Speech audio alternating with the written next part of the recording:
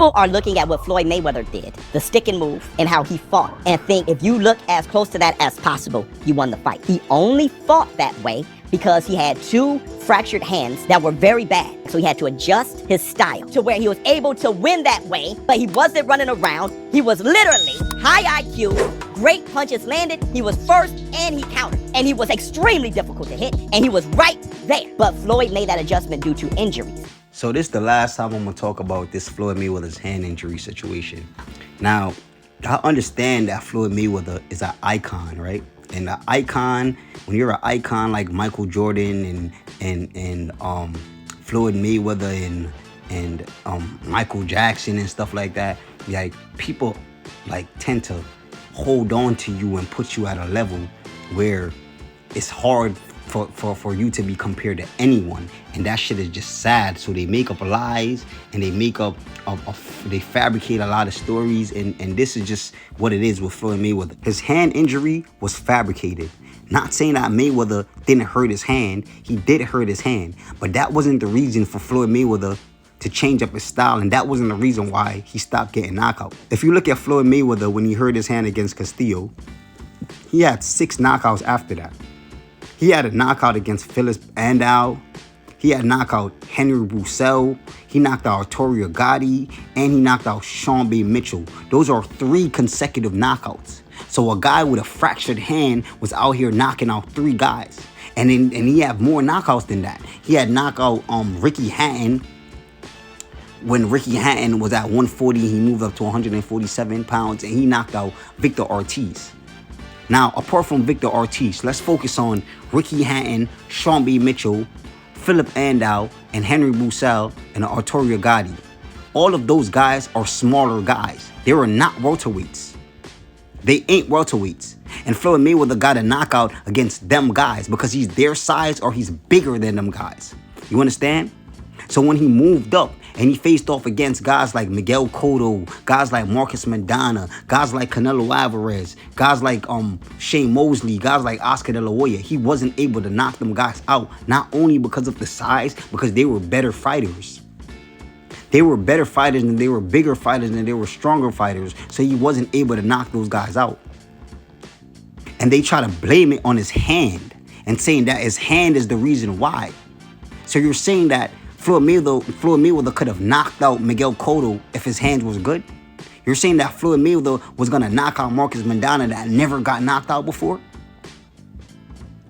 Him and Marcos Maidana in the first fight ended in a majority decision. He didn't unanimously beat that man. Him and Oscar De La Hoya ended in a split decision. He did not unanimously beat that man. You have never found a split decision or a majority decision in Terence Bull Crawford's whole career. And he has 41 fights. You have never seen that before, bro. Y'all got to stop disrespecting fighters and just keep it real. Just keep it real. The man wasn't able to knock those guys out because those guys were better fighters. He was never going to knock those guys out, even if his hand was good, which his hand were good. And y'all trying to lie and saying that his hand wasn't good. If his hand wasn't good, he wouldn't knock out none of those guys that I mentioned. It's the level of competition and the weight classes that they're in. They're not that big, gang. They're smaller. Y'all got to understand that. When he started fighting bigger guys, then you see that his fighting style changed because he could have got hurt. You saw how Zab Judah at 147 pounds dropped him with a hook. You saw Marcos Maidana punch him in his mouth and knock his whole tooth out and use his tooth as a souvenir. You saw he almost lost to Oscar De La Hoya because these guys could have took his punches because they're bigger and they're stronger. Miguel Cotto could have taken his punches. He was beating on Canelo Alvarez for 12 rounds and couldn't hurt him because his power did not transition well at the higher weight division because these guys are bigger. It's that simple. But they create a myth around him saying that, oh, his hands was hurting him. Like he was going to be able to knock out Canelo. Like he was going to be able to knock out Miguel Cotto. Miguel Cotto ain't never got knocked out. He got knocked out twice by cheating ass Antonio Margarito and juiced up, yes, Manny Pacquiao. So what are y'all saying right now, bro? The guys that he faced off against, he wouldn't be able to stop. Period, bro. Keep it real. And that's my problem with Floyd Mayweather, bro. Nobody's not taking nothing away from him. He was a great fighter. He's an iconic fighter, but he is not the best fighter. By a long shot, gang. The best want to fight the best. The best stay in weight divisions, and they clear out their weight division. They clear out their weight division, bro. They don't sit here and have guys move up in weight and move down in weight. They don't do that, gang. They don't do that.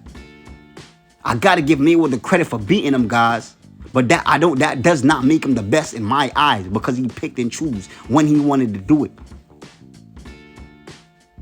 Y'all just gotta keep it real, bro. Keep it real. He's more iconic than Terence Crawford, but he's not a better fighter than him. He is not a better fighter. Terence Crawford can brawl, and Terence Crawford can box, and you need to do that. When time comes, you gotta know how to brawl when time comes. Because at the end of the day, it's still fighting. It's still fighting. A fight could break out at any time. It's still fighting. So you gotta know how to do both. Mayweather was able to be aggressive at a lower weight division because these guys were smaller than him. You understand? But in a weight division where guys was his size and bigger, he wasn't able to do that. Because one, he had to sit here and be more defensive because he know that they pack a punch. Come on, bro. He was more defensive at 147 pounds, right? And he got hurt more at 147 pounds. Why? Because these guys can punch harder and they're better fighters. He never got hurt at 135 pounds. And he was more aggressive. So how did he get to 147 pounds where he's less aggressive and more defensive, but he got hurt more? Because these guys are better fighters, they're a bigger fighter. Stop lying about his hand, bro. That is bullcrap, bro. That's bullcrap, and I'm done talking about it, bro. I said what I said. Y'all can sit here and y'all can agree or disagree. Floyd Mayweather is more iconic than Terence Crawford, but he's not a better fighter, bro. And he didn't want to be the best like how Terence Crawford wanted to be the best. You feel me? If he wanted to be the best, then he would have cleared out weight divisions. And he wouldn't be having catchweight fights. And he wouldn't be having smaller fighters move up to fight him. He wouldn't be doing that. He wouldn't be attempting to put rehydration clause on guys while fighting them at a catchweight. He wouldn't attempt to do none of that, bro. Let's keep it real, bro. Let's keep it real. And I'm done talking about it. I'm out. Y'all repent for y'all sins and continue to pray to God.